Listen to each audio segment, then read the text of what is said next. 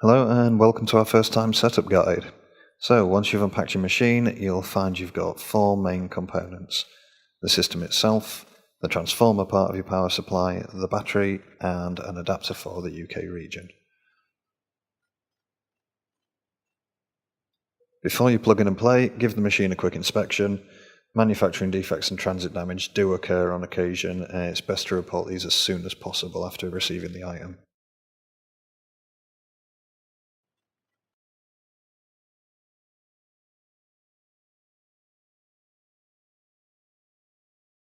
So, the keys are all mounted properly, the touchpad buttons feel okay, there's no obvious issues with the panel.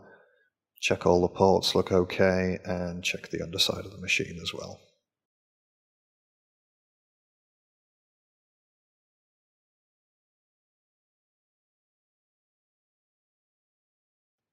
Okay, next step in the setup is to insert the battery.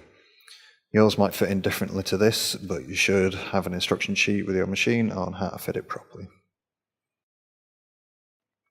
So next, take the cable ties off your power leads and connect the two parts together.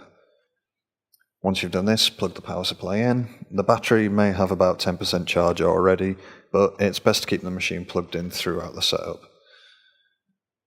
Once you plug the power lead in, just give it a quick check, make sure it's not loose in the port at all. So, now that's plugged in, open up the machine and power it on. The Windows Setup utility should start after a short while.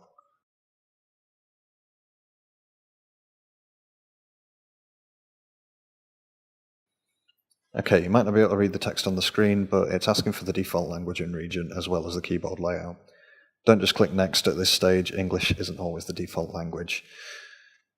So selecting the UK keyboard layout is fine, but if you want the option for Welsh characters and accents, etc., then choose UK Extended and click Next. If you accidentally choose a different keyboard layout like US, it can be changed in Control Panel later, so don't worry about that.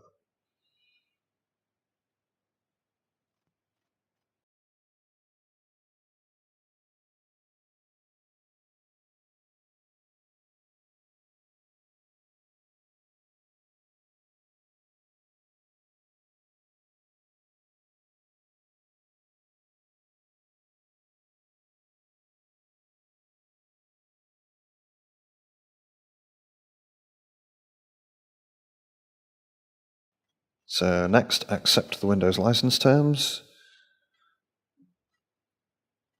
I'm going to skip the manufacturer registration stage. Now, pick a name for your PC. This isn't the username, it's just used to identify your machine on the network. So, Office, you can name it Office. It's going to be used in the living room, you get the idea.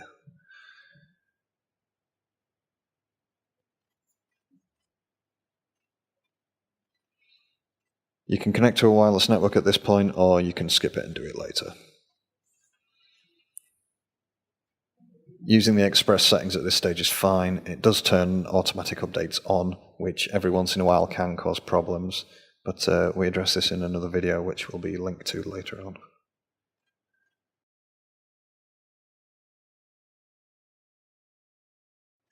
Now, pick your username. You can set a password if you like, but performing updates requires restarts, so if you don't put a password in for now, it'll mean it gets through the process a bit quicker.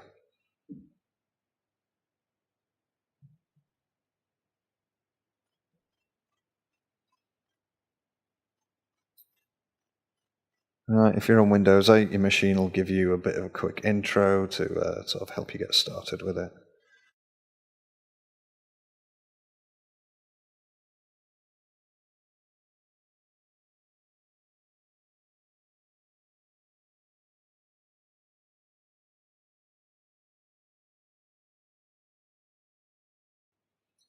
Okay, and here's your start screen. If your machine seems a bit sluggish at this point, it's probably still finalizing some of the bundled software that comes installed on it. So just be patient at this point. Okay, when we switch to the desktop, you can see various programs pre-installed. Many of these are trial versions to tempt you to buy the full suite. McAfee's one of these. You can use this trial until it expires if you like. We often find it to be a very heavy running program which slows your machine down. So we usually advise replacing it with either F-Secure or Kaspersky. There are free antiviruses out there, but the paid ones give you better security in general. So back on the start screen, there's various tiles here. These can all be changed to programs you use frequently. Just have a sort of a leaf through your settings to find out how to do that. You can do various personalizations through settings, so if you open your charm bar and select settings, then pick change PC settings to open that. Right. Here you can see you can change your background and your lock screen, etc, etc. If you want to set or change your password, go to the users heading to see the options for that there.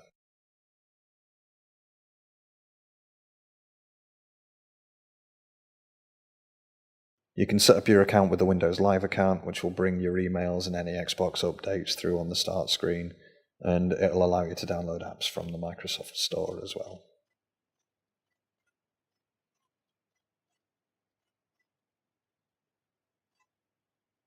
For connecting to Wi-Fi, this again is done through the charm bar.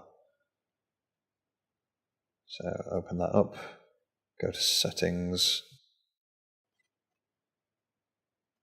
There you can see available networks.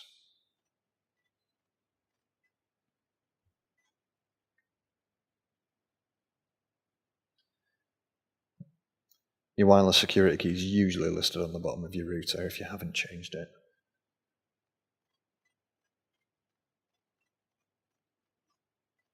Sharing on or off is dependent on whether you want other people on your network to access files on your machine.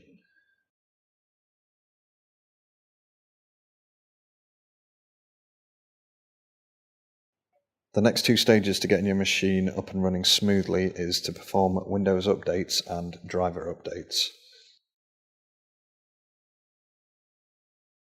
For best practice on performing Windows updates, click the link on your screen to view our separate guide on that process. And for driver updates, again, click the link displayed. Another function of your machine to be aware of is the built-in keyboard shortcuts. These allow you to turn things like your Wi-Fi and your touchpad on and off with the touch of a button. If you want to click the link on your screen, then we've got another video on how to identify these. We hope this guide's been useful. If you have any questions, please use the Contact Us link listed in the video description.